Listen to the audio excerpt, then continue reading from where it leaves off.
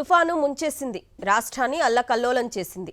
దీన్ని కూడా రాజకీయ మైలేజీ కోసం వాడుకున్నారు సీఎం చంద్రబాబు.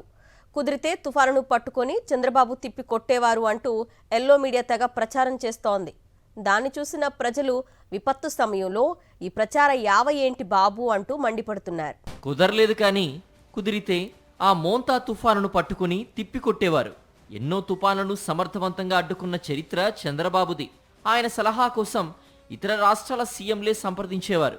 ఇది సీఎం చంద్రబాబు గురించి ఎల్లో మీడియాలో సాగుతున్న భజన. విపత్తుల్ని కూడా రాజకీయ మైలేజీకి వాడుకోవడంలో దిట్ట అయిన చంద్రబాబు ఇప్పుడు తుఫానును అవకాశంగా తీసుకున్నారు.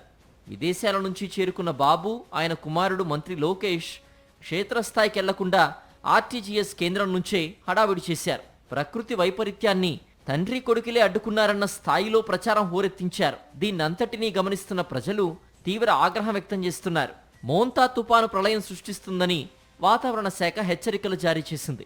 ఇలాంటి సమయంలో మంత్రులు సొంత జిల్లాల్లో ఉండి తుపాను ప్రభావిత ప్రాంతాల్లో పర్యటించి సహాయ చర్యల్ని పర్యవేక్షించాలి.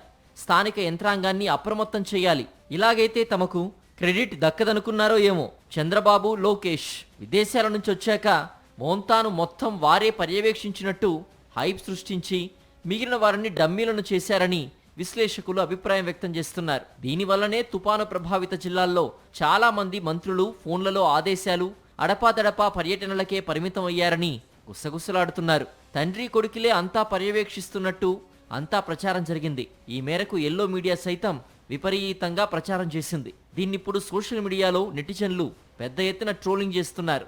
మోంతా తుపానుతో పెనుముప్పు అని ప్రజలు ఆందోళన చెందిన కొద్దిపాటి ప్రభావంతో తీరం దాటింది. ప్రభుత్వ పెద్దలు ప్రచారం ఊదరగొట్టిన పలుచోట్ల పునరావాస కేంద్రాల్లో ఉన్నవారికి సకాలంలో ఆహారం కూడా అందించలేకపోయారు. అయినా ఎంతో చేసేసినట్టు అదే పనిగా ప్రచారం ఊదరగొట్టడంపై బాధితులు మండిపడుతున్నారు.